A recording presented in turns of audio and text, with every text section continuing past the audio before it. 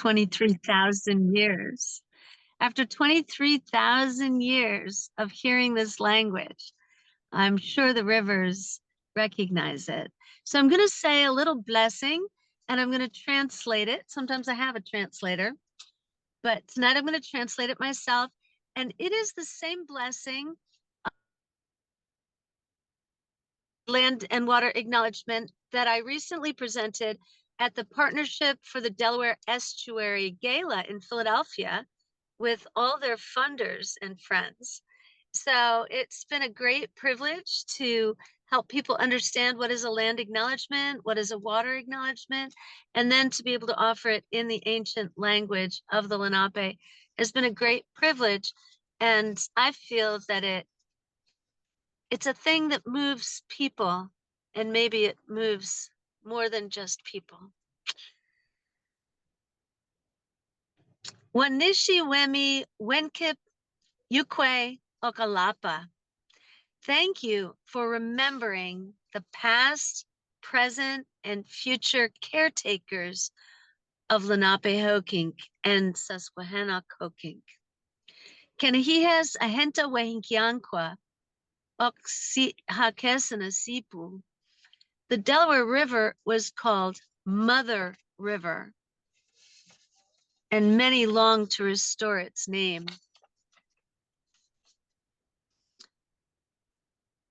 Neautinen Kuniti. May we soon see one another. Welausawakan Takwii. Living together well. Kikeyu Yamananing Hake. With all our relations. And that doesn't just mean humans. That means all those we relate to, the trees, the rivers, all the animals. So we want to learn how to honor all our relations. Kike yu yamananing hake doesn't just mean my relatives, but it means my ancestors and all those that they related to and all their descendants. So it's very possible that it means you and you and you and the trees and the squirrels and the bees, all those descendants of all those my ancestors related to. What a powerful picture. And there is a great teaching called the words before all else, or the words before words. Sometimes it's called the Thanksgiving address. And it's very popular among the Anishinaabe. And Robin Wall Kimmerer shares about a school that uses it instead of the Pledge of the Allegiance. And it's a wonderful way to start your own gatherings if you choose to learn about it.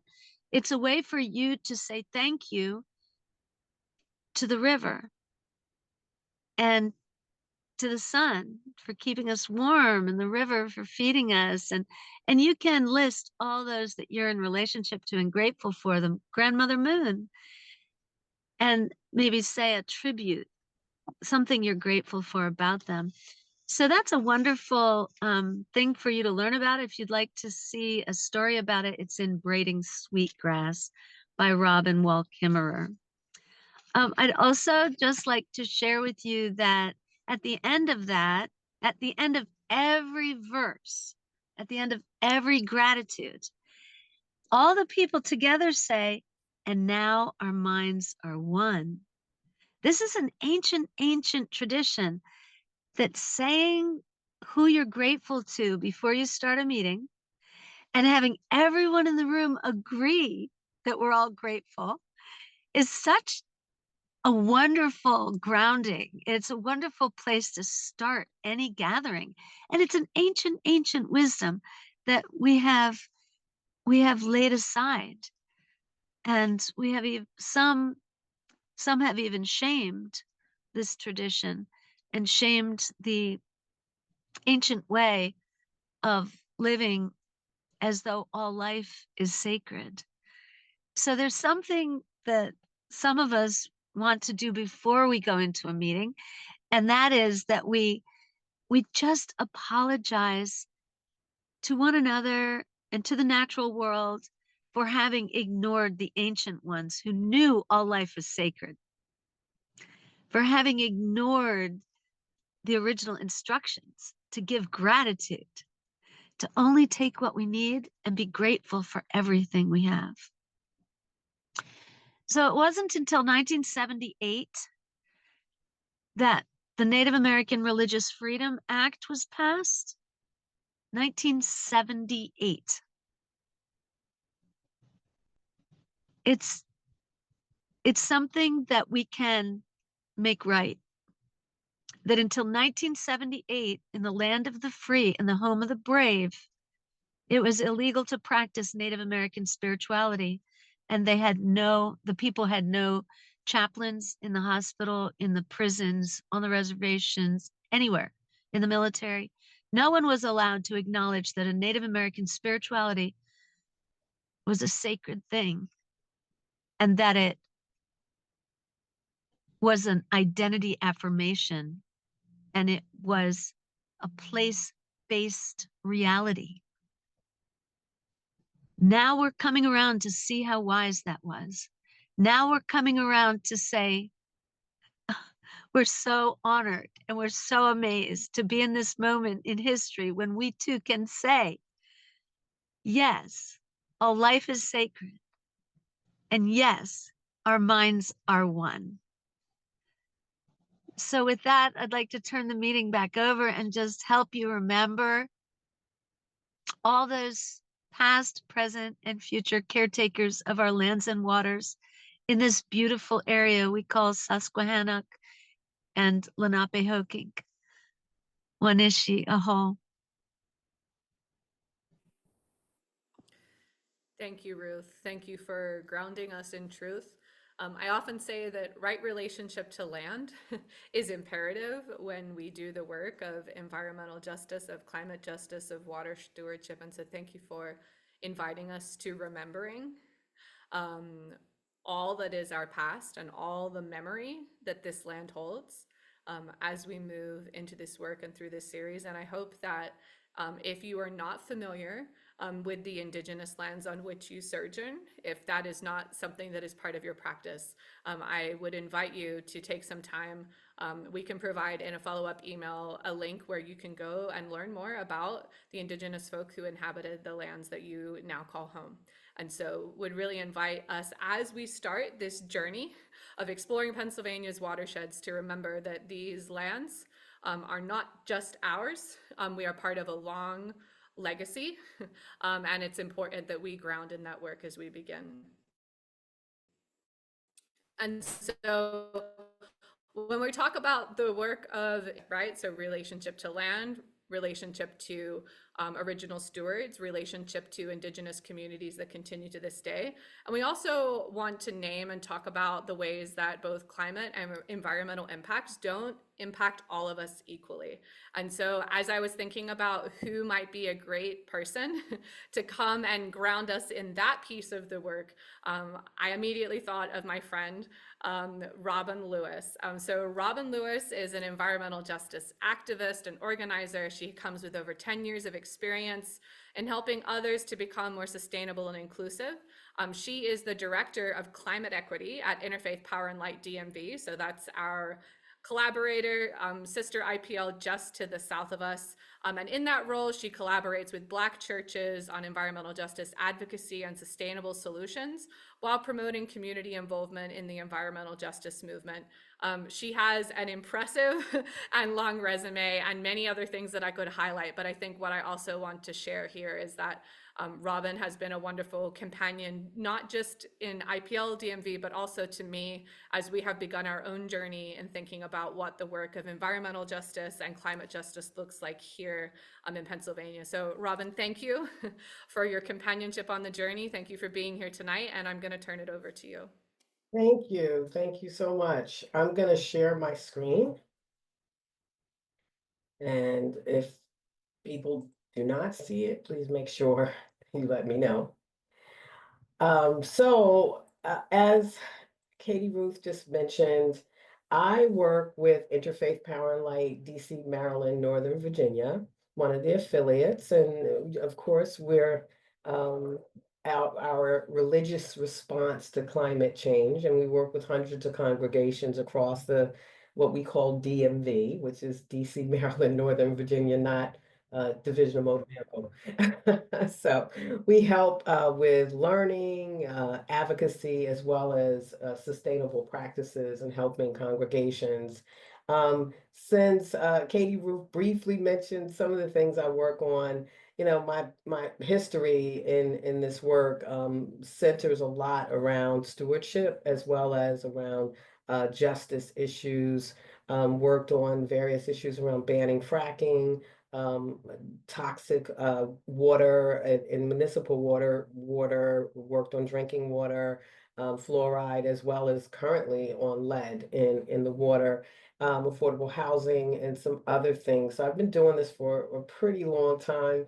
And I almost want to say 50, almost 15 years. So um, just wanted to talk a little bit about what the IPL DMV is kind of working on that relates to the watershed, or it relates to environmental stewardship. There's a whole bunch of other stuff we're working on, but for the purposes of this discussion, I mentioned to you that we are working with various grassroots organizations in DC, and now starting in Maryland, given the EPA's edict that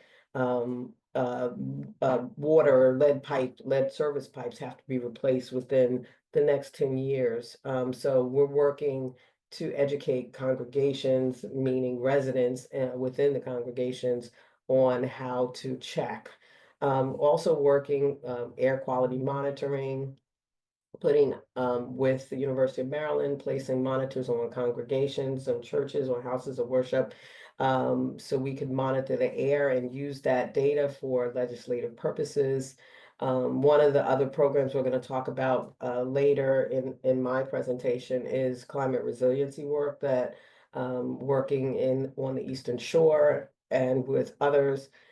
Native plant programs. We are like a big proponent of planting native, and we have programs that we're working with the National Wildlife Federation. We're having statewide conversations about energy, climate, and EJ. Just trying to find out what people think, what people want, so we can develop environmental policies and help to push through things that will help communities, especially those communities that are overburdened, underserved. We have a EJ screening tool. We're trying to incorporate everything we can. We have solar shepherds. We do electrification. We also work on helping to create environmental justice ministries, as well as green ministries, depending on the needs of the congregation. But my focus, of course, as mentioned, is environmental justice. Just a brief summary of what I mean when I say environmental justice.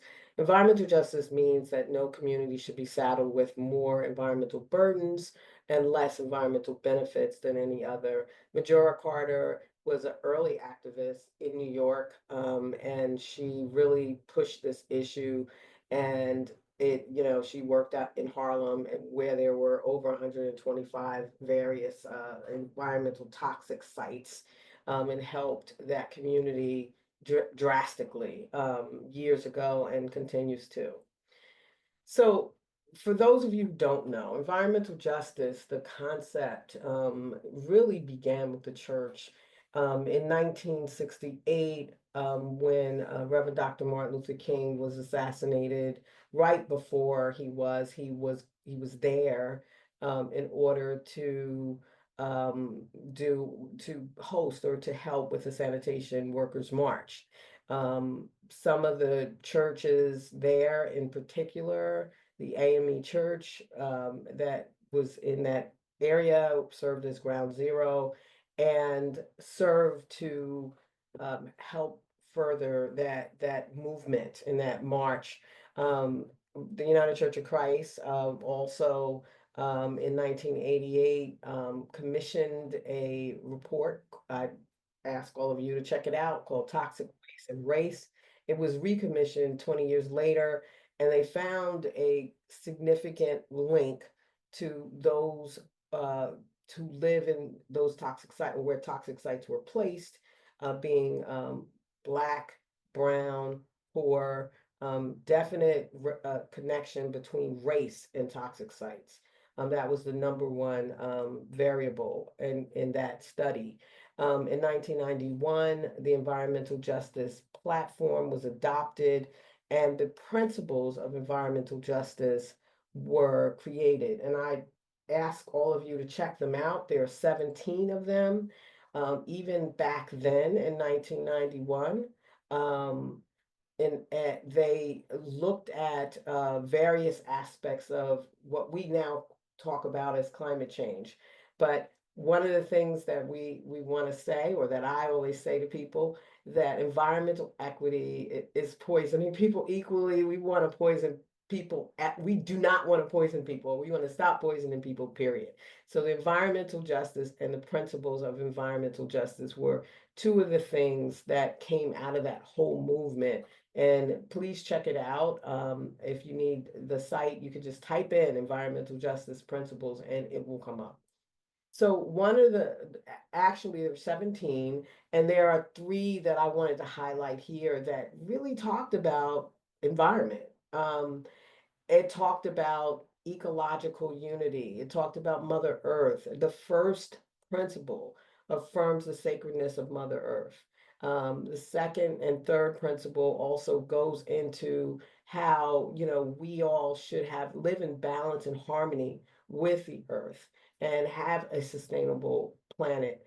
And even the 17th principle talks about using Mother Earth's resources in a non-wasteful situation, and also making sure that we share and making sure that we help the least of these. So those principles grounded us, even though many people don't know them, that did ground us in this movement we call the climate change and climate justice. These principles were very grounding at the time, and they still are. So environmental justice for me, when I talk about it, it doesn't just include, what we consider land, air, water. It includes a slew of things. I include food justice. I include housing justice. I include water quality and water access, green space. And of course, environmental justice includes climate change and issues around climate. So it is an all-encompassing thing. Whenever we say environment, we mean anything that impacts you and your environment, your whole self. It's a holistic approach, not a specific approach. So just wanted to kind of ground you all in what we mean when we say environmental justice. So I'm going to talk about a project that I'm working on that specifically deals with climate resilience. As I mentioned, we're doing other things, but this project is near and dear to me, and we also are still kind of working this project with the shore communities. So we have been blessed to be granted funding and partnership with Creation Justice Ministries and our other IPL sister organizations in Virginia and North Carolina to work on coastal community issues and focus on BIPOC faith communities. So we're helping those communities. Hopefully, we just began this project, but we are looking at how these communities are dealing with rising sea level and other issues that erode their lands and erode their sacred grounds.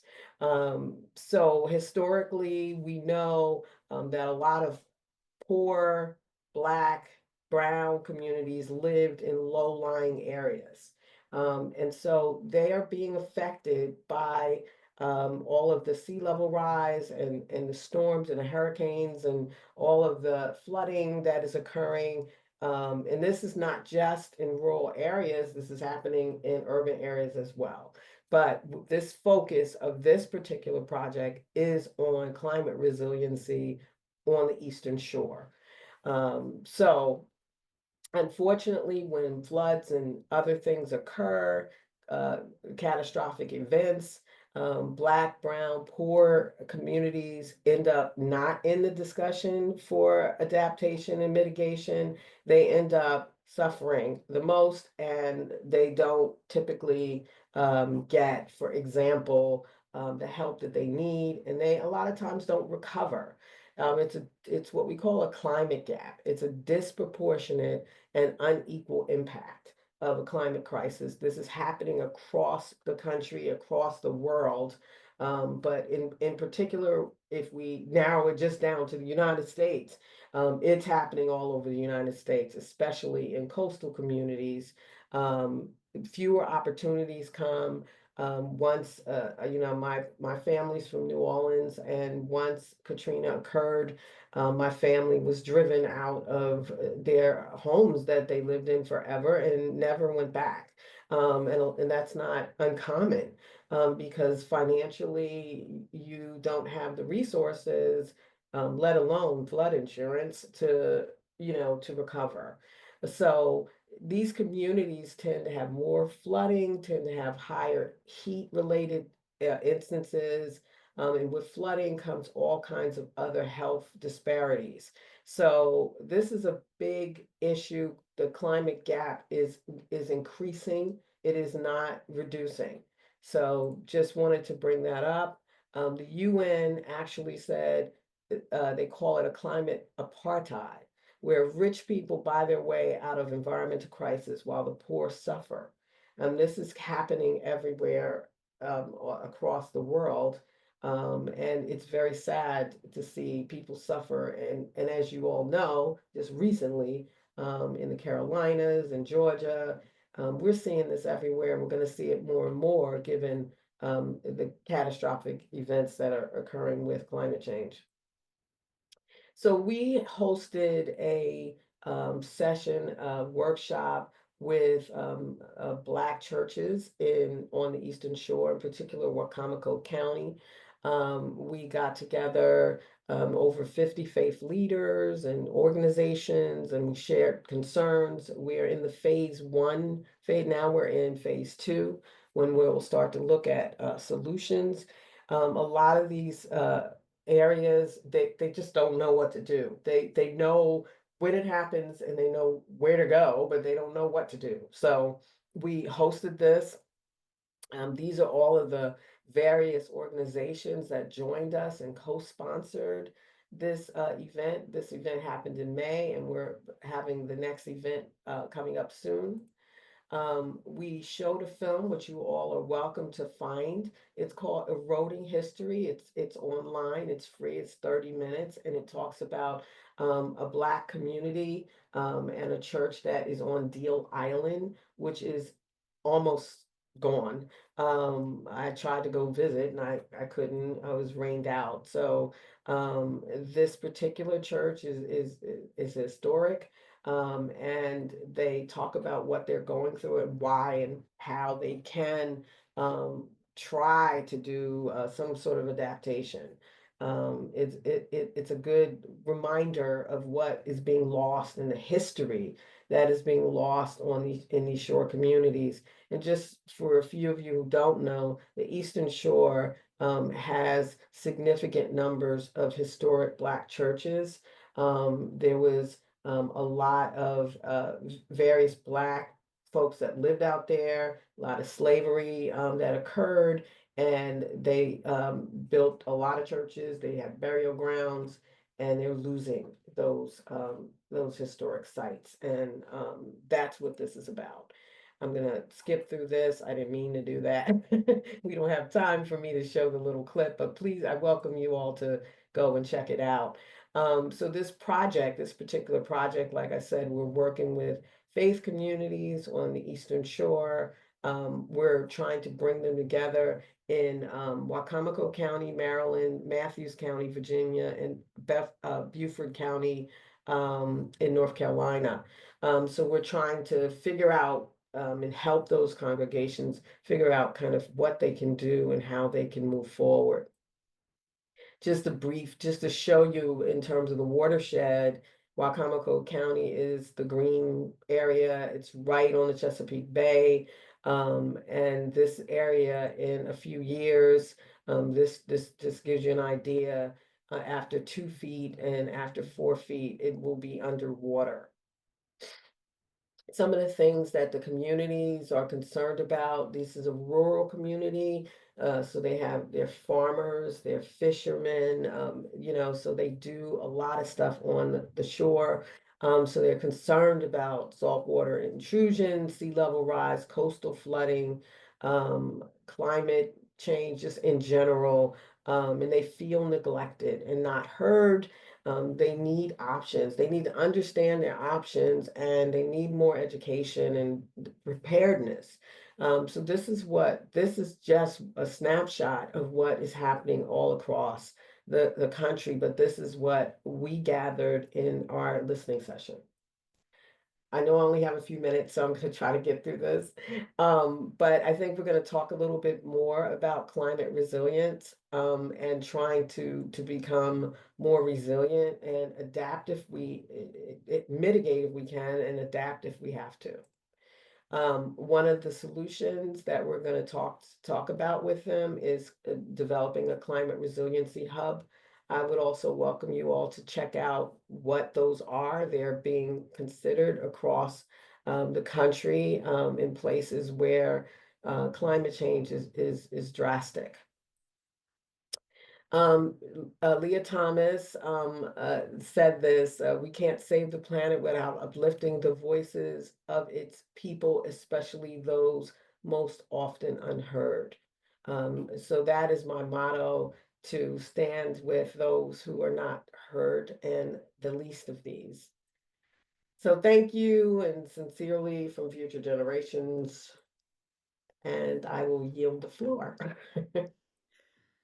Robin, thank you for that whirlwind. And also thank you for providing such a great example of what environmental justice looks like in action, taking us from just like a theory to people and community and what it looks like on the ground when we do that. And while yeah, a reminder too that watersheds don't know boundaries. And so the area that Robin is sharing is actually a part of the Chesapeake Susquehanna watershed, which is one of the watersheds that makes up our Pennsylvania waterways. And so this isn't disconnected from the work that we're doing. This is an invitation into solidarity, into learning together about where the places of both beauty and pain are across all of Pennsylvania, across Turtle Island, or what is commonly known as the United States. How we do this work together really matters. And so I'm really deeply grateful, Robin, for you taking some time to kind of ground us in that. I'm also going to drop a link in the chat. PA IPL recently just ratified our very first commitment, a public commitment to environmental justice and to that work. And so if you're interested in learning how we as an organization are orienting and thinking about this work, and inviting you to partner in with us on that, I invite you to check out that link in the comments as well. The way that we will build this series, that we will work together in the spring if you join our congregational cohort, is with these ethos in mind, because the way that we do the work, the way that we show up to steward the lands and waters that we share, really matters. And so I invite you to take a look at that on your own time. But for now, for the sake of time, I'm going to turn us over to Professor Doug Allen Miller, who is the Research Professor Emeritus of Landscape Design and Informatics, and the Departments of Geography and Ecosystem Science and Management at Penn State University. Dr. Miller founded and directed for over 20 years the Center for Environmental Informatics in Earth and Environmental Systems Institute, where he and other staff members developed innovative web-based tools and applications that allow individuals to make useful and productive decisions in agricultural and environmental management contexts. He also has a long and impressive resume of work around environmental care and protection. And so I've invited him tonight to share from his wisdom with us, to ground us all in some common understanding of what is a watershed? Why does it matter that I live in one? And what are some of the unique challenges and things that are happening right here in these waterways in the places that we call home? So Professor Doug Miller, thank you for being here. Really glad to have you. And just I'm working, I have two screens here. It's a little dysfunctional for me, but can you all see my screen? Uh, Yes, we're good. We can see your screen. and hopefully, yeah. Okay, there we go. Okay, well, thank you. Thank you, Katie, for that introduction and for having me here. This is actually one of the first times I've talked about this kind of material since I've been out of the classroom in a presentation setting. So I'm not going to be that professor tonight. I promise. I want this to be educational and valuable to get us where we want to be with regard to watersheds. I believe everyone has a story, and I believe that story occurs in place. It occurs maybe in multiple places for an individual, but two things, story and place.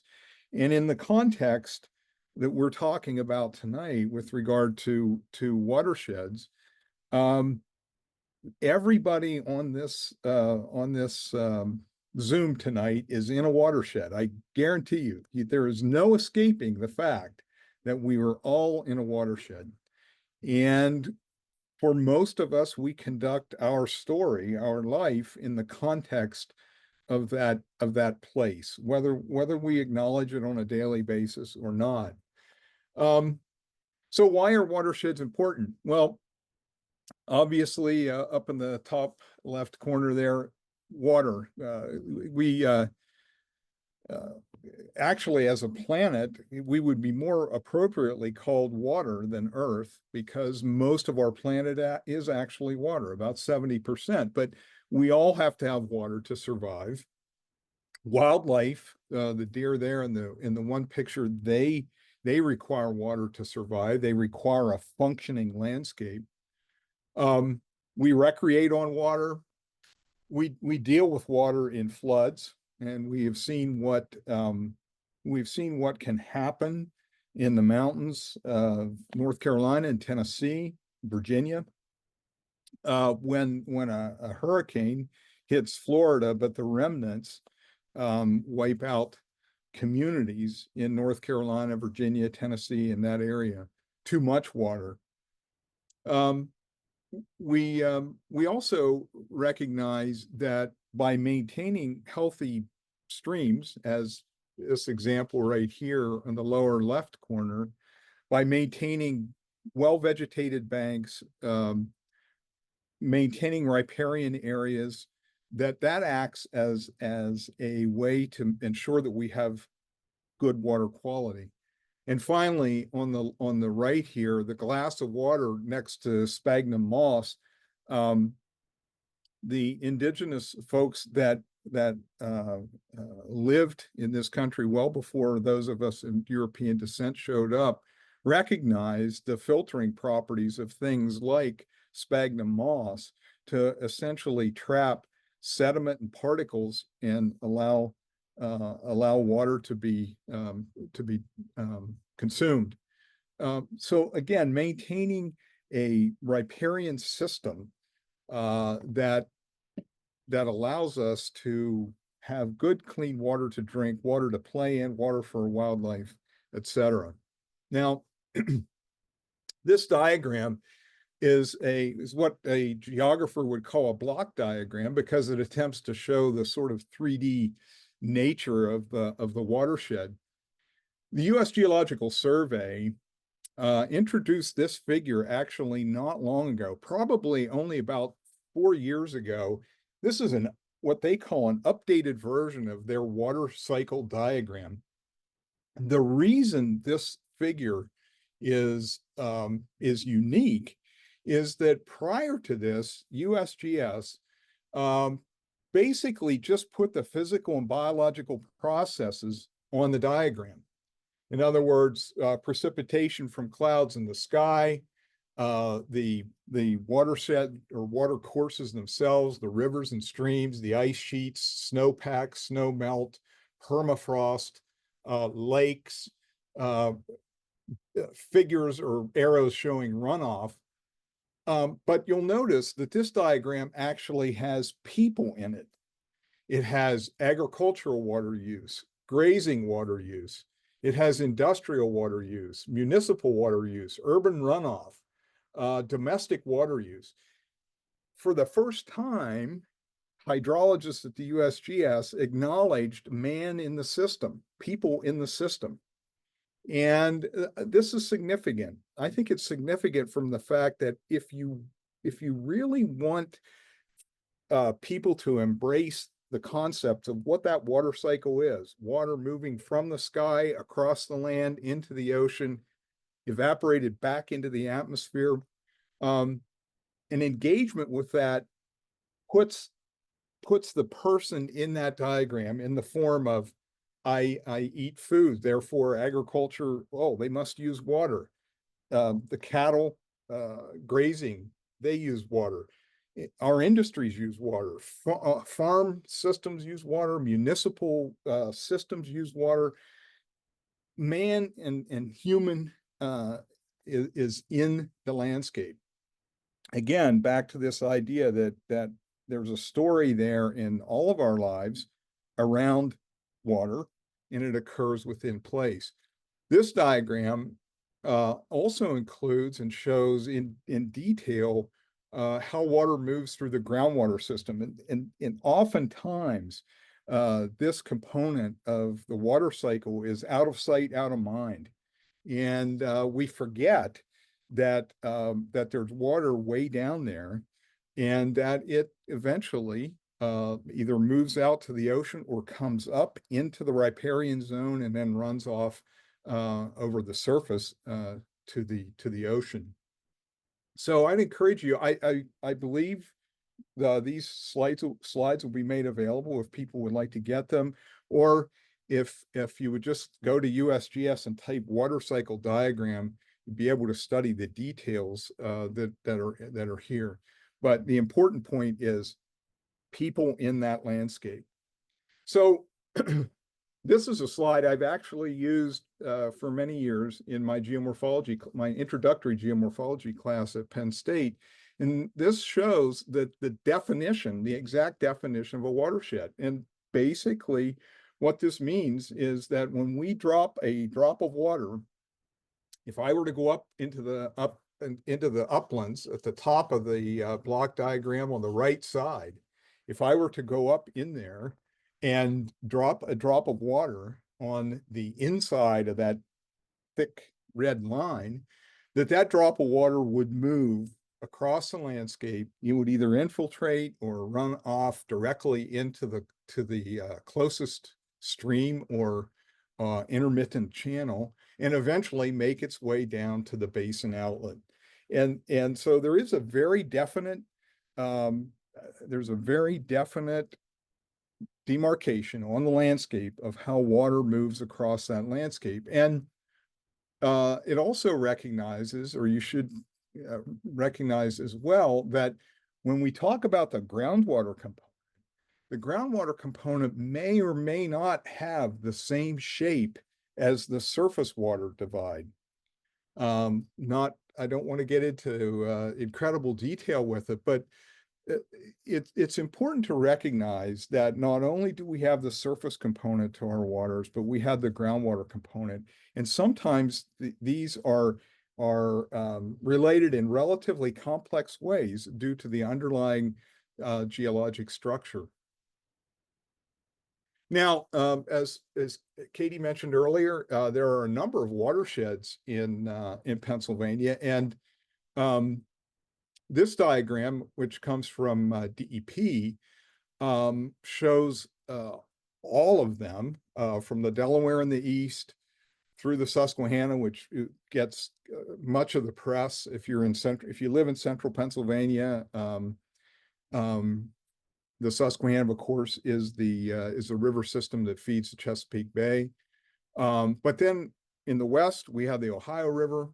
We have just a little teensy-weensy little bit of the Genesee River in the very north, and a little bit bigger chunk in the Potomac River watershed in the south. And then finally, up in Erie County, a component of that landscape flows directly in to Lake Erie. So these are our major watersheds in the state. Now, we can get into a lot of detail with watersheds. These are what are called the Huck 12 watersheds. This is just the example for the Susquehanna River Basin, but every one of these colored watershed areas is an area just like that red outline in the very first block diagram, where that unit drains to a specific outlet, ultimately ending up in the drowned estuary of the Susquehanna River at the extreme northern end of the Chesapeake Bay. So we can use these watershed boundaries on paper when compared against boundaries for municipalities and cities and towns and villages, townships, even counties, to implement. In fact, DEP and DCNR implement water plans based on these sub watersheds that occur within every river basin that we have in the Commonwealth. Now, I want to step away a little bit from watershed boundaries and think about streams themselves. Back in the back in the late 50s and early 60s, a predecessor of mine, I got my PhD in soils at Penn State, and I can claim William Howard Higbee as an intellectual great grandfather, I guess. He was a professor of soil technology in the late 50s, early 60s, and he created this detailed stream map for the Commonwealth.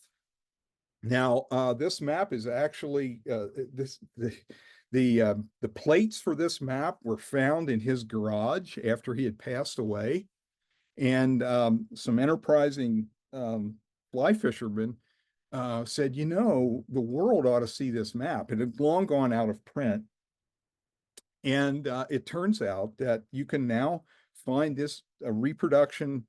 Actually, a very good reproduction of this map is now available. You can, if you type William Howard Higbee stream map, you will find in Google how to purchase a paper copy of this. I'm going to zoom in a little bit. Dr. Higbee actually hand drew in all of these fine lines and names on each of the stream tributaries on this map. And I have several hard copies of this map. It's truly is a work of art. And in fact, people who are now trying to digitally reproduce and create stream maps are challenged to come up with, you know, using digital data, geospatial information. They're actually challenged to come up with the detail that this map has. And what that leads to is this yellow number here, 85,560 miles of rivers and streams in the Commonwealth of Pennsylvania. You know, that's the largest amount of stream miles of any state in the Union, including Alaska. 85,568 miles of rivers and streams.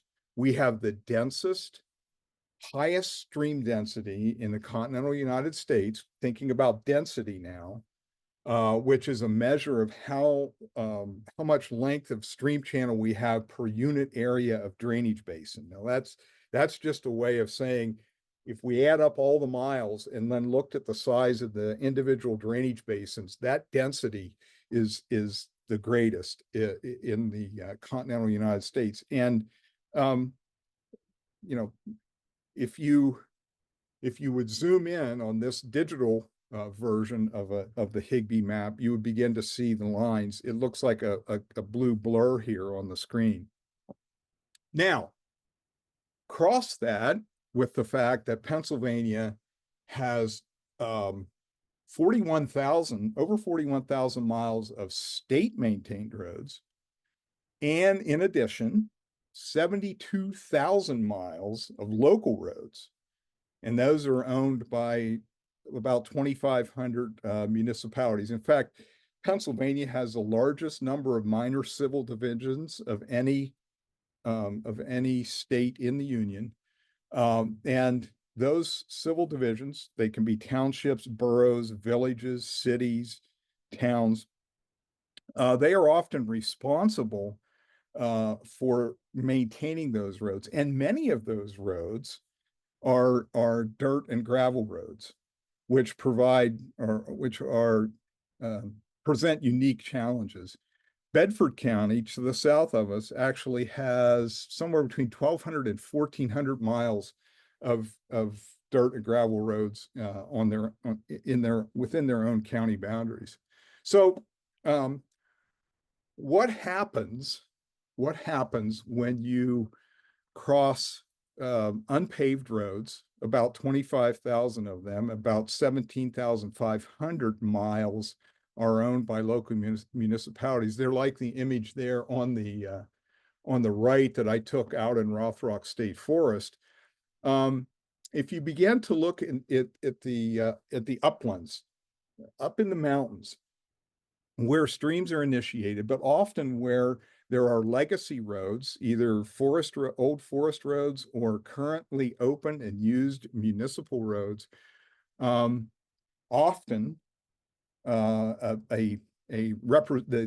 these roads represent the history of extraction and exploitation of the landscape, mining, forestry, et cetera, extractive uses. Roads are left behind. The image that I show here at the bottom on the right part of the screens, these two images are for the Penn State Center for Dirt and Gravel Roads. Imagine that every stream that you saw on Dr. Higby's map, at somewhere undoubtedly is crossed by a road. And if you look at what's happening on the right there, where you see the puddle of water, that's a failed culvert, a culvert that is not moving water away from the side of the road. The picture on the right there with the black piece of culvert pipe coming out on the side, that's a fairly functional and a culvert that is working. Well, what does all this mean in the greater scheme of things? Well, we tend to concentrate our thinking about water quality and water resources around the agricultural uses in the lower stem of the Susquehanna River, and agricultural non-point source pollution with inputs from fertilizers, excessive fertilization, manure from having animal units on the landscape. All of those types of things certainly have led to the death of the Chesapeake Bay, the challenges that we have there in cleaning the bay up. But I would argue that if you begin to look at the uplands and this history of extraction and its long-term implications on the landscape, that we're contributing sediment and, in many cases, limiting biological connectivity in these landscapes. I want to show an example here. If you look at the middle of your screen there, this is a USGS topographic map with a dotted dashed line there that leads away from Shavers Creek, which is over on the extreme left side. If you're familiar with the Huntington County area, this is part of Penn State Stone Valley Forest. It is also, Shaver Creek is actually dammed up to create Lake Perez, which is Penn State's lake that was created in the 1960s. The big red circle there is a road crossing, and it in fact is represented by the two images that are probably kind of small to see on each side of the screen. On the left side is the original culvert. It was put in about 45 years ago. In 2019, Penn State, Trout Unlimited, and the Center for Dirt and Gravel Roads, as well as Penn State's physical plant, came together to do a stream restoration and to, in effect, On the right side, you see the newly installed culvert. Now, what's interesting about this is that on the left side with the failing culvert, there was actually about a 2 or 3 foot deep plunge pool at the bottom of the culvert that was sticking out of the rocks there. You can just barely see it below the orange fence.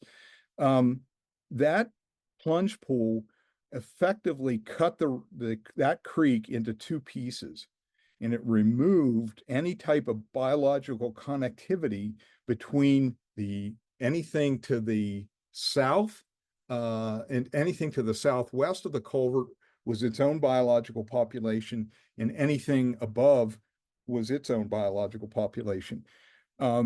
It turns out that that trout, one of the reasons Trout Unlimited was interested in providing funding for this restoration was that this stream, they viewed this stream as having the potential for harboring native brook trout. Well, interestingly, surveys and post surveys indicated that after we had restored the channel, and we've been now monitoring this channel for the last 4 years, within a year, fish had begun to repopulate the top part of that little watershed, just that little piece of landscape. Now, multiply this type of a restoration effort through all the thousands of miles of roads, dirt and gravel roads, mostly in the northern tier, but also in the Ridge and Valley that we are in here in central Pennsylvania. These are upland areas up near the ridge tops. We had a grad student who had started down the path of looking at how to come to grips with the magnitude of this problem. And he actually estimated that there were in excess of 10,000 of these locations, these types of failed culvert locations were in excess of 10,000 throughout the northern reach of the Commonwealth. This is a blown up diagram of now what this looks like. In fact, the orange fence is now gone because this is now, it's safer, it's wider. The road was regraded, a culvert pipe was put in, the biological connectivity was restored, and as a result of the restoration, we've also managed to reduce sedimentation, and essentially water coming off of this watershed is going to have less suspended solids in it for downstream biological concerns. So I want to end with an idea. I guess you would say that I'm an armchair fly fisher person. Literally the last time I went fly fishing, I was being taught how to fly fish by a friend, and I had a heart attack. This was up in Sproul State Forest.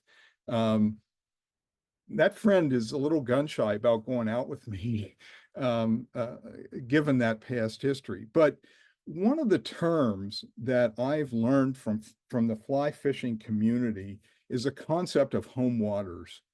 When a fly fisherman tells you his home waters, that means those are the waters that he knows.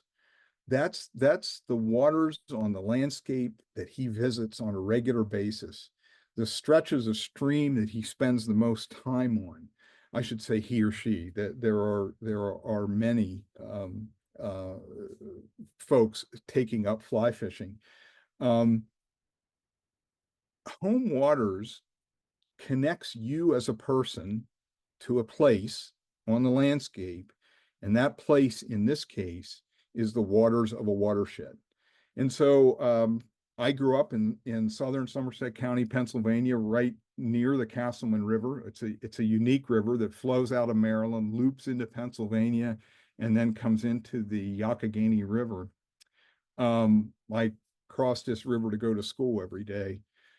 Spring Creek here in Center County, I spent a lot of time out there, either hiking or fishing. And then, of course, I claim Hammond Run, which I visit regularly, even now in retirement, to monitor. And I asked the question, what are your home waters? Each of us here has home waters. Have you thought about your home waters? Have you, do you know where a water drop on your driveway ends up? I would encourage you to learn more about your landscape, your watershed, your home waters. To help you do that, this is a wonderful guide that the Commonwealth has placed on the web. It's called the Digital Water Atlas. Many of you maybe have already seen this. It's a very nice story map based system using the geospatial software. You can go out and explore your watersheds, look at water resources, climate, drought, the kind of planning that they're doing with regard to the state water plan, which was the latest instantiation was in 2022. So I would encourage you to use the Digital Water Atlas to find your home waters and to get more familiar with your landscape. And then finally, we acknowledge that those who came long before we were ever, and our heirs and ancestors were ever in this landscape, there were folks here from multiple indigenous nations who were taking care of the landscape in ways that we seldom respect in our current day and age, and which ironically we could learn so much from if we actually did take time to learn who these tribes were and how they treated the landscape. And so this map shows the distribution of those folks over Pennsylvania's waters. Thank you. Thank you, Professor. Thank you for taking that time. I know we're running a little behind, folks, but I hope that you found that and trust that you found that helpful, that whirlwind tour through Pennsylvania's watersheds. There's so much more that we could say, so much that we left out. And so what we're going to do now, we're going to take a couple moments to hear from Greg, who's our final speaker, and then we will shorten the time for our regional breakouts. So we'll keep you all and get you all out the door by 8:30 anyway. And if you need to leave us, that's also okay. This is recorded and you can catch up on it in your own time later on. So thank you again, Professor Doug. And now I would like to turn it over to our final speaker, who is Greg. Some of you are familiar with Greg. For those of you who are not, Greg has a long history with Pennsylvania Interfaith Power and Light, including serving as a former board president, and has been very instrumental in shaping the first 10 years of our history, especially through what we now know as the PA Plants Native Program, which has distributed over 150,000 native trees over the past couple of years into Pennsylvania communities, which, like, just on its own, like, round of applause for the visionary work of Greg in helping that to all come to pass. So when I was thinking about who to bring this final weaving for tonight, I couldn't think of anyone better than Greg to share with us some of his journey in learning how to steward the place where he is and the many places where he has been. So Greg, over to you.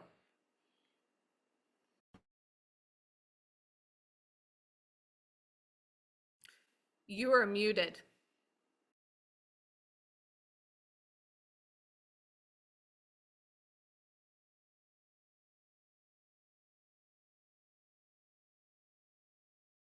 Thank you. I'm okay now? Yep, we can hear you. Okay. So thanks, Katie, for that nice introduction. And thank you, Professor, for kind of teeing up the ball for me, because I'm going to tell kind of my story through watersheds and through place. These wonderful insights that have been offered by you all ahead of me, and what a treat it is for me to be included in tonight's program. I'm looking forward to attending the future sessions and learning more. I come tonight as someone called, I believe, by God to be first an educator. I taught in a variety of places for almost 30 years, mostly doing environmental education of all ages, kids of all ages, and was deeply shaped by that experience. Secondly, and connected to teaching, was a call to be a community builder. During the latter part of those 30 years of teaching, I opened a used bookstore in Philadelphia and tried to create a place that brought people together, as we do in schools, into community. We had concerts, yard sales, book talks, all designed not only to sell books, but to create a community.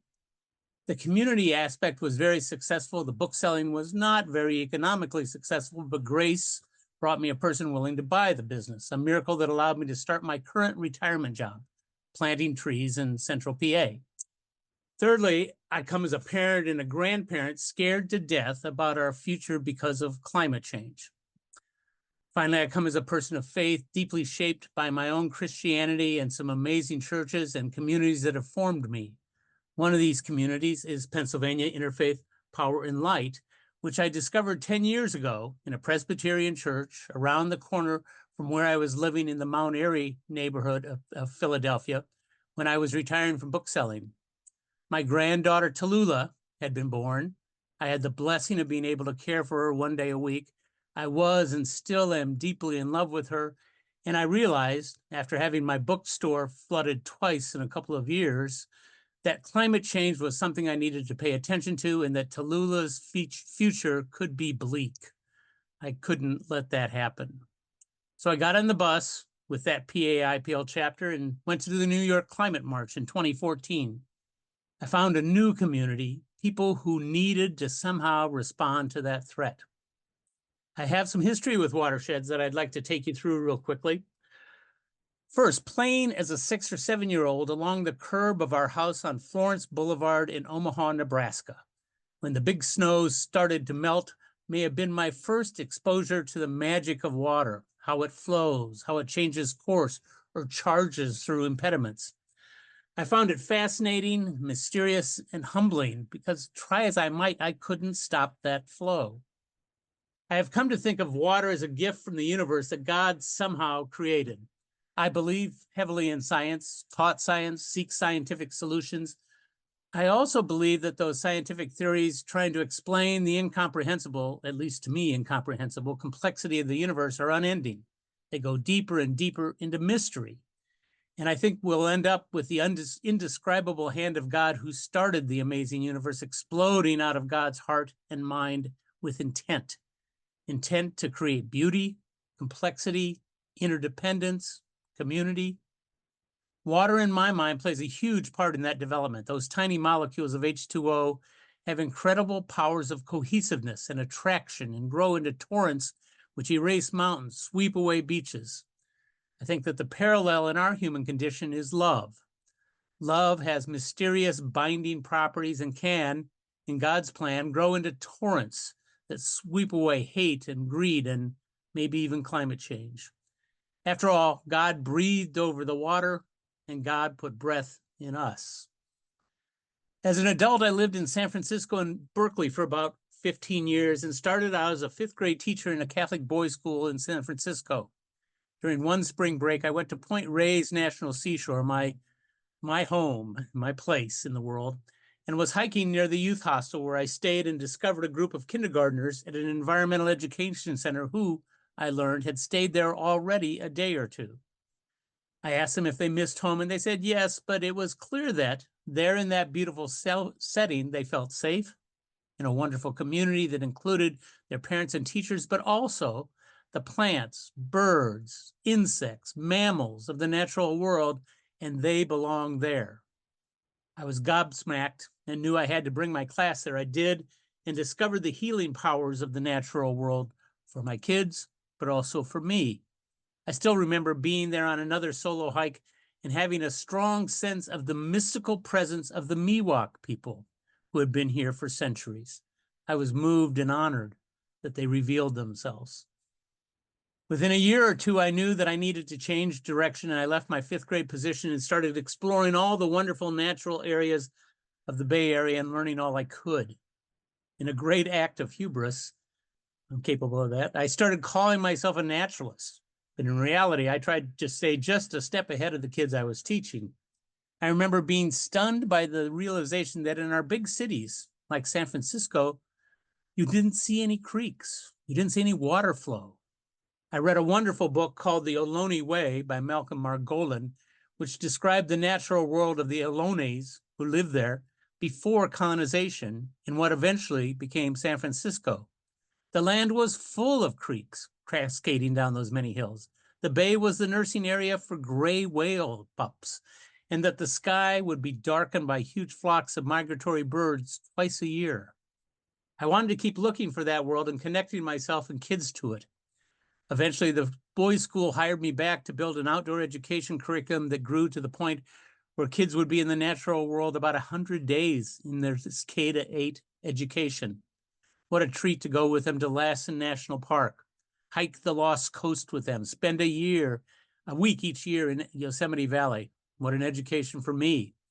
What a saving grace for kids who are mostly separated in that big city from daily contact with the natural world. In 1987, I moved to Toledo, Ohio for my first wife's job at Bowling Green State University and lived along the Maumee River, the largest watershed feeding the Great Lakes, that Erie Lake. I've learned that before the advent of European settlers, the Great Black Swamp, what later basically has become the Maumee, was a huge, very flat, glacial moraine-built swamp which blocked the path of western movement of Europeans. Corduroy roads, made of logs tied horizontally across a path through the swamp to make access, failed to meet the needs of the westward rush. The white settlers worried about malaria and tamed, quote unquote, the swamp by creating new drainage ditch technologies and turned it into very rich agricultural land. Eventually, however, that manipulation and much manipulation of watersheds resulted in agricultural land and the fertilizers that ran off the fields and into the river and into the lake, leading to algal blooms in Lake Erie that are the present consequence of this radical changing of what nature built over millennia. There are now efforts to undo what we did wrong and return about 10% of the Great Black Swamp original areas to wetland to take care of this problem. In Toledo, I had a job teaching middle school science at Maumee Valley Country Day School in there. I had very little experience with the river, the Maumee River. Even though I lived a couple of 100 yards from it, it wasn't very approachable there. However, at Maumee Valley Country Day School, I again wheedled my way into creating a program called Kids Wilderness along the floodplain of Swan Creek. This Swan Creek tributary to the Maumee was in a floodplain and forest below the school grounds. I put kids in charge of different habitats each year of their elementary school, exploring and learning about that habitat and making management decisions. I had a new natural spot that I could be in regularly and feed myself. I was also delighted to find that the school continues to promote an environmental education program, including ropes courses, even almost 40 years ago. A few years later, we moved to Philadelphia, and eventually I ended up at another school, this one a girls' school called the Springside School, that was situated along a tributary that fed into the Wissahickon Creek. Again, I was teaching science, but also taught the administration in creating a new version of Kids Wilderness. Kids were in charge of habitats like a raised bed garden made by kindergartners in their little playground, a pond made by first graders, a bird blind made by second graders, and culminating in fourth graders trying to restore a wetland along that creek. One of my favorite activities with those fourth graders was trying to follow that creek to its headwaters and discovering that those headwaters were in a spring in an outbuilding just up the road. It's full of amphibians. We walked the creek down creek, and found that it went through brick arch tunnels made in the 19th century as part of the water system of Philadelphia. It was spooky. What an adventure to keep going and then find the Wissahickon, which fed into the Schuylkill, which fed into Delaware River, and then into the Delaware Bay. Our first connection with a watershed, their first kind of realization that they were in a watershed. The girls and I found a new sense of connection to the water cycle and to the natural world, which it drains.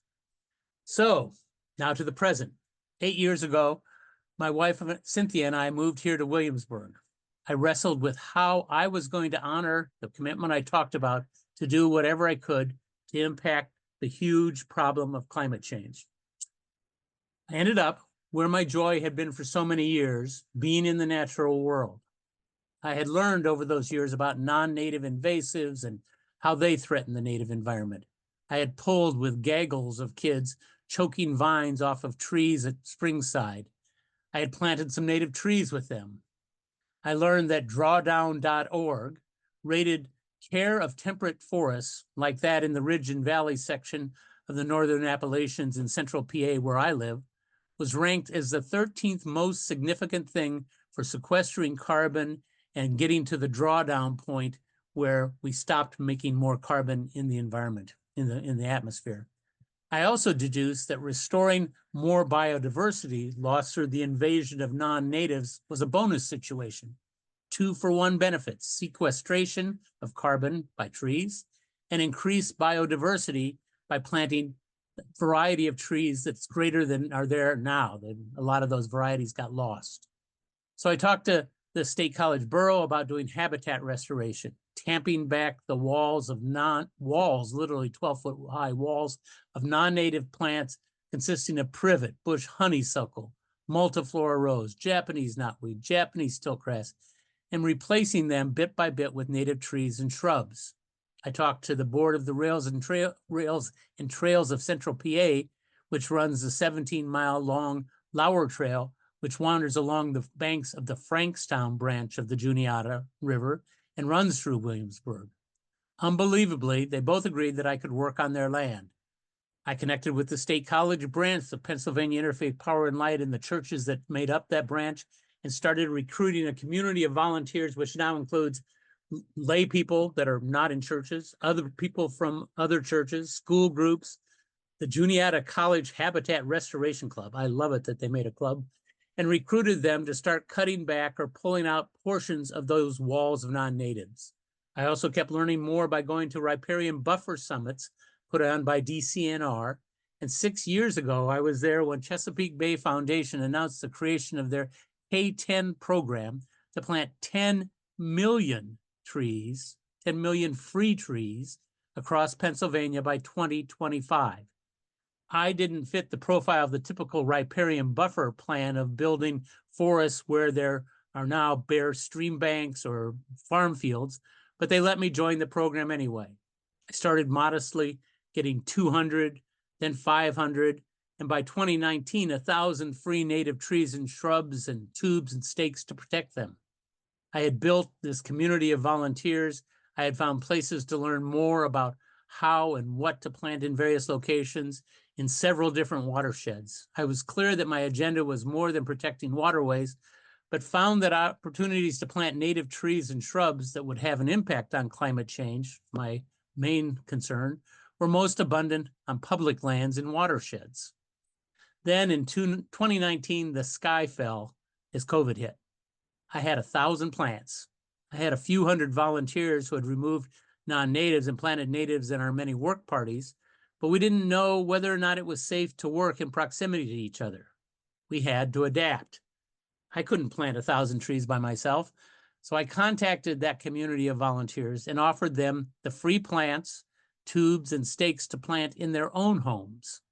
I'd already learned about the work of Doug Tallamy, Dr. Doug Tallamy from the University of Delaware, in his book, Bringing Nature Home, and his urging of homeowners to move from grass and exotic plants around their homes to smaller lawns, more native plants. This would all bring back native insects who had not yet adapted to eating non-native plant leaves in only 300 years, back to his yard. They'd bring those insects back to his yard, and the birds and other wildlife would soon follow and flourish. To my delight, there was a huge response to the offer of free trees and shrubs, and they all found homes in my volunteers' yards. This wasn't Chesapeake Bay Foundation's original plan, but over time, they were persuaded that this would help them meet their goal of distributing 10 million trees, and that planting anywhere in the watershed would be beneficial to ecosystem and water health. Through PA IPL's network of chapters and churches, as well as other connections, we have, as of this year, found 35 different primary and secondary distributors where Chesapeake Bay Foundation's trees have been given away throughout all of Pennsylvania through Pennsylvania Interfaith Power and Light's network. Planters have ordered as few as 1 tree or as many as hundreds. The success of this plan eventually overwhelmed my technical computer, database, and communication skills, and Ruth Douglas Miller, who I hope is on this call, has taken my place, and I'm so grateful to her. working with Katie Ruth, the director of PA IPL and a computer wizard of her own, in making this distribution possible. I'm tickled pink to see that this confluence of communities working in a confluence of watersheds across Pennsylvania have distributed, I thought, 250,000 native trees and shrubs, but maybe it's only 150,000. It's still a lot. It's amazing what communities of people who love the natural world and are willing and eager to find some way to combat climate change can do together.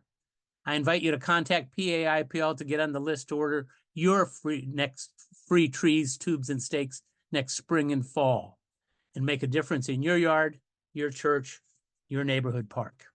Thank you. Thank you, Greg.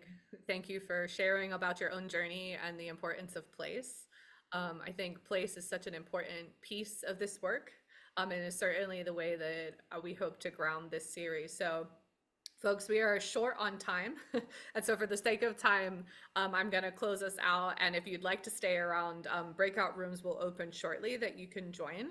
But a couple of housekeeping pieces from here. If you enjoyed tonight, please make sure you sign up for the next session, which is happening in November. We would love to have you there. The link is in the chat and I'll drop it in again. Also, it's election season. And so PAIPL has been working to get out the vote and do all kinds of things to engage people in all of those civic processes, which includes planting trees. So I'm about to drop some links into the chat for ways that you can continue to engage in those resources as we move into that season, as well as an opportunity to take action on the Farm Bill. You've heard a lot tonight about watersheds. The Farm Bill plays an outsized role in that, so you can learn more about that in the links that I'm dropping into the chat. I'm going to open up the breakout room shortly, but wanted to send us out with a short quote of my own, which is from a book that I love, which is called Watershed Stewardship. I'd be happy to send the link to anybody who's interested. It does come from a Christian orientation, but I have found it to be very beneficial to my own practice and expanding of my own worldviews and perspectives. And so this quote comes from one of the chapters in that book and is from Aaron Fahy, who writes, "Before a system can be turned on its head, and before we can bring peace and justice to people and creation, we must first become more intimately connected to our place. In our watershed, the land, the creatures, and people are all nourished by the same water. The more we come to know this, the more stake we have in its well-being, and the more accountable we become to it." So friends, thank you for being here tonight. Regional breakouts are going to open up. The goal of regional breakouts is for you to have conversation, to learn about other people in your community who might be interested and care about this topic too. Questions for you to ponder are: what's something you were already familiar with tonight? What is something that was new to you tonight? And what's something that you'd like to learn more about? There will be a staff person in each room if you have questions and follow up. So I'll see you there. If not, I hope to see you again soon. Thank you, friends.